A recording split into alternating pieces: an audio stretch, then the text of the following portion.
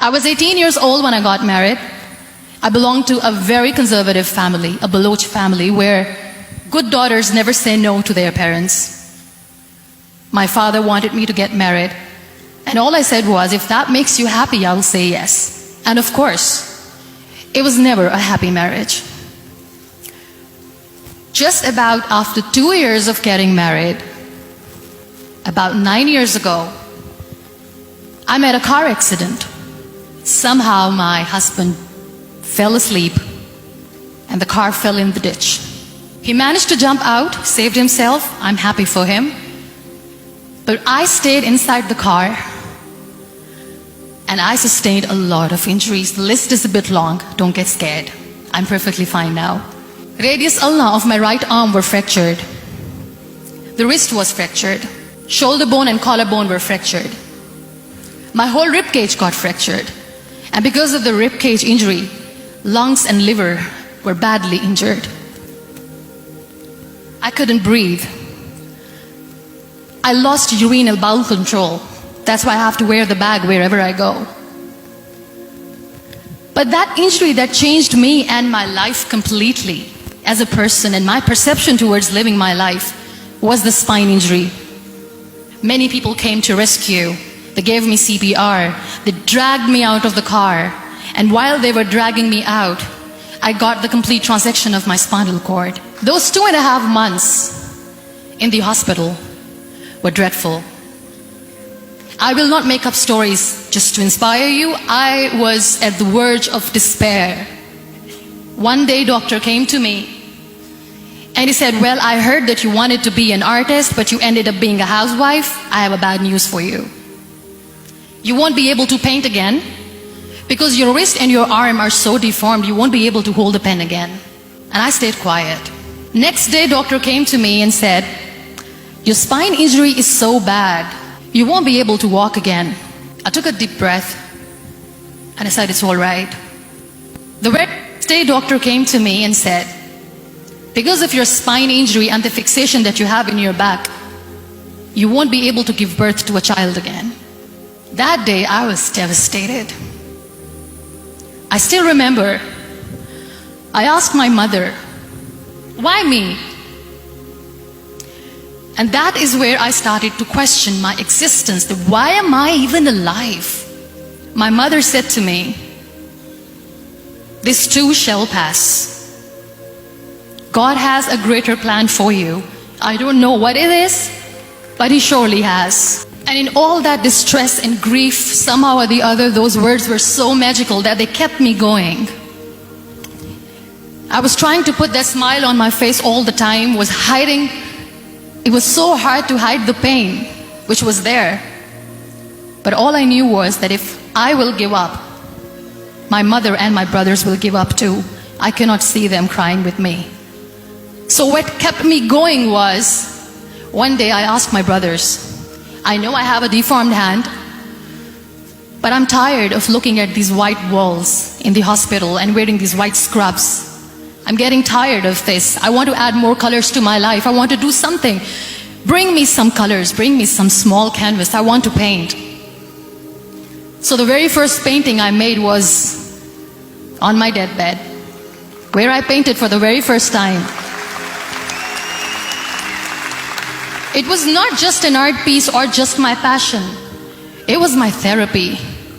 What an amazing therapy it was. Without uttering a single word, I could paint my heart out. I could share my story. People used to come and say, what lovely painting. So much color. Nobody could see the grief in it. Only I could. And that day I decided that I'm going to live life for myself. I am not going to be that perfect person for someone. I am just going to take this moment and I will make it perfect for myself. And you know how it all began? That day I decided that I'm going to fight my fears. We all have fears.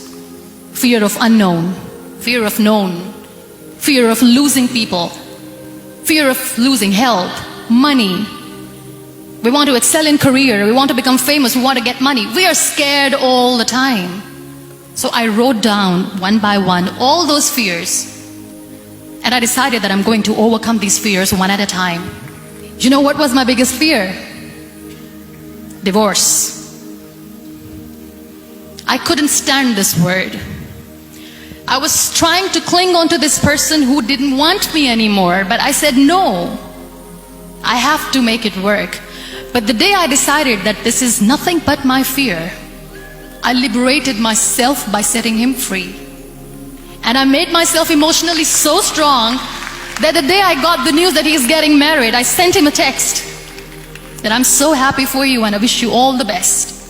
And he knows that I pray for him today.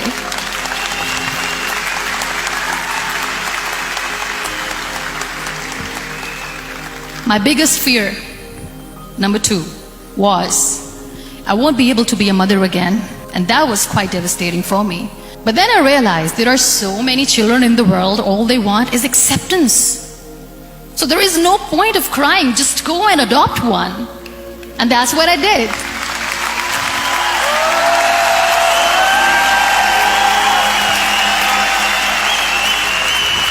I gave my name in different organizations, different orphanages, and I waited patiently.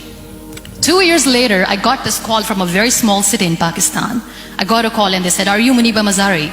There is a baby boy and would you like to adopt?" And when I say yes, I could literally feel the labor pain. I said, yes, I am going to adopt him. I am coming to take him home.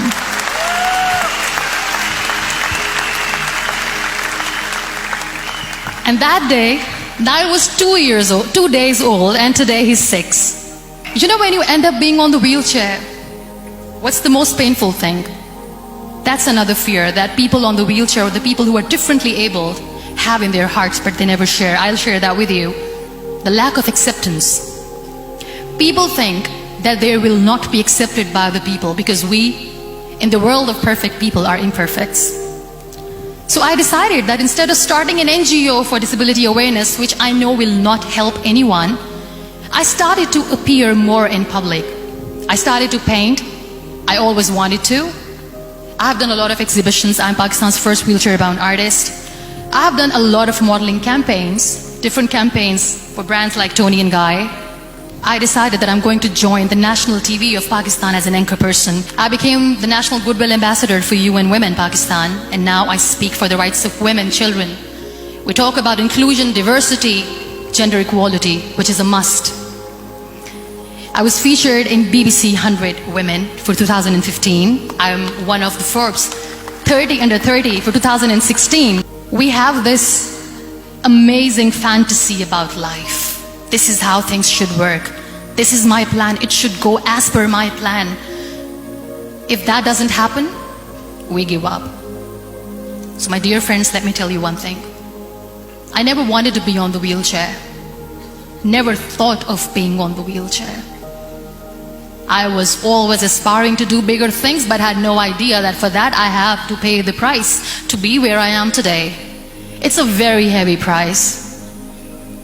This life is a test and a trial, and tests or trials are never supposed to be easy. So when you're expecting ease from life, and life gives you lemons, then you make the lemonade, and then do not blame life for that, because you were expecting ease from a trial.